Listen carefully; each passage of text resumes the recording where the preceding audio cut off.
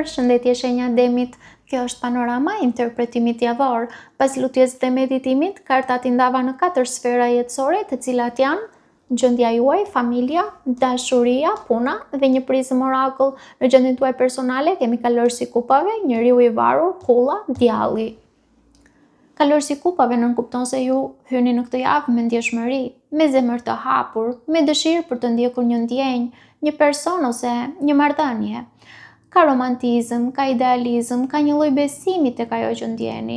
Njeriu i varur nënkupton se menjëherë pas kësaj diçka ndalon. Ju futeni në një pezullim, nuk lëvizni, nuk veproni, shihni situatën nga një kënd tjetër.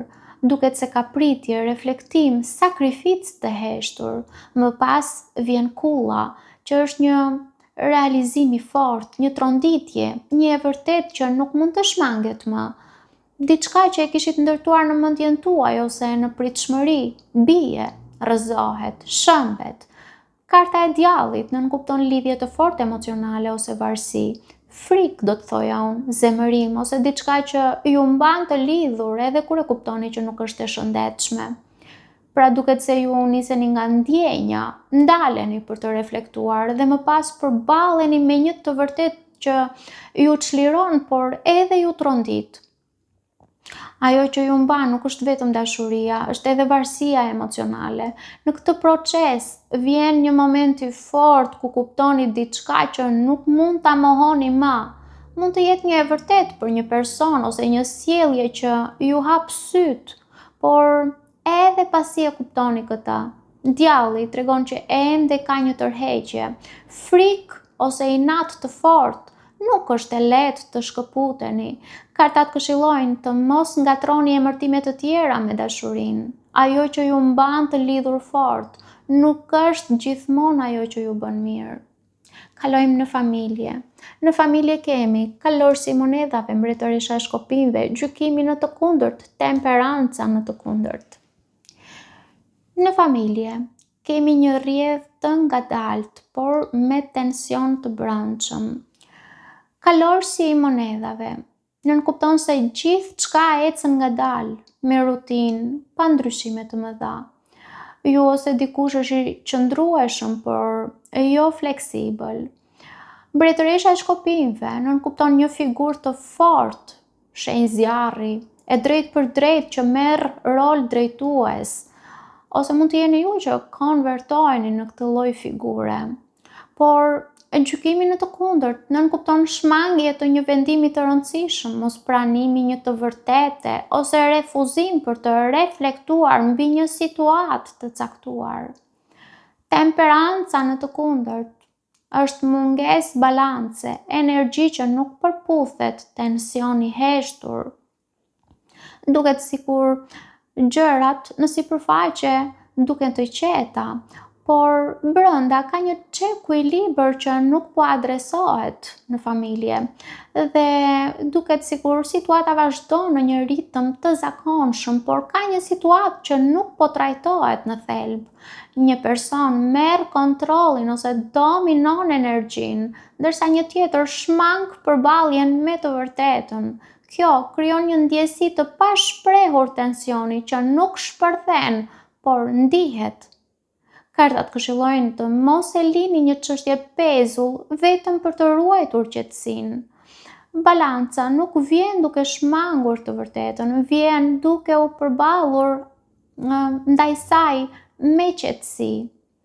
Nëse disa prej jush kanë të bëjnë me dikë të shenjës së shigjetarit, duke qenë se shoh mjaftueshëm karta që e përfaqësojnë këtë person, atëherë kartat nënkuptojnë se ky person mund të jetë i paqëndrueshëm dhe të shmang përgjegjësinë duke krijuar tension të heshtur. Duket se ju përpiqeni ta mbani qetësinë, por nuk mund ta balanconi vetëm.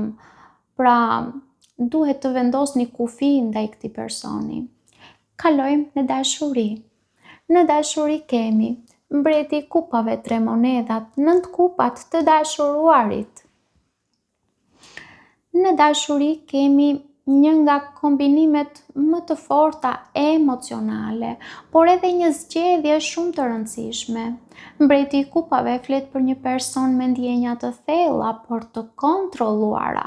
Ai ka kontroll ndaj emocioneve, ndaj situatës, edhe kur është situata e komplikuar apo marrëdhënia në kaos. Pra është një person që nuk i shfaq ndjenjat lehtë, edhe nëse ai ndjen shumë. Tre monedhat nënkupton ndërtim ose bashkëpunim në marrëdhënie, përpjekje për ta çuar diçka përpara. Nënt kupat është kënaqësi emocionale, dëshirë e plotësuar, ndjesi mirëqenieje. Për disa, unë do të thoja që është edhe pak egoiste kjo ndjesia e kënaqësisë. Pra, duket sikur ka një sjellje të tipit, unë kam gjithçka, por jo atë që më duhet vërtet. Të dashuruarit nënkupton zgjedhje të rëndësishme në dashuri, lidhje karmike ose një lidhje shumë të fortë. Kjo nuk është një lidhje e zakonshme. Ka ndjenja, ka përpjekje, ka kënaqësi. Por mbi të gjitha ka një zgjedhje që duhet bërë. Një person në jetën tuaj që ndjen për ju, por nuk është gjithmonë shumë i hapur emocionalisht. Megjithatë, ky person duket sikur investon, ose mund të jeni ju që investoni, që përpiqeni dhe krijohet një ndjesi e mirë mes jush. Ka momente gjatë javës ku ju ndiheni mirë në këtë lidhje, sikur gjërat janë ashtu siç duhet të jenë. Por më pas vjen pika kyçe, sepse duhet të bëhet një zgjedhje. Kjo mund të jetë një zgjedhje mes dy rrugëve, mes dy personave, ose mes zemrës dhe realitetit. Kjo lidhet direkt me kartën e kullës dhe kartën e djallit nga gjendja juaj personale. Dhe kjo do të thotë se edhe pse kjo lidhje ka ndjenja dhe potencial, ju duhet të vendosni nëse është ajo që ju bën mirë realisht apo thjesht është diçka që ju tërheq fort, një person që ju ndes pasionin. Sepse pasioni nuk është jetë gjatë.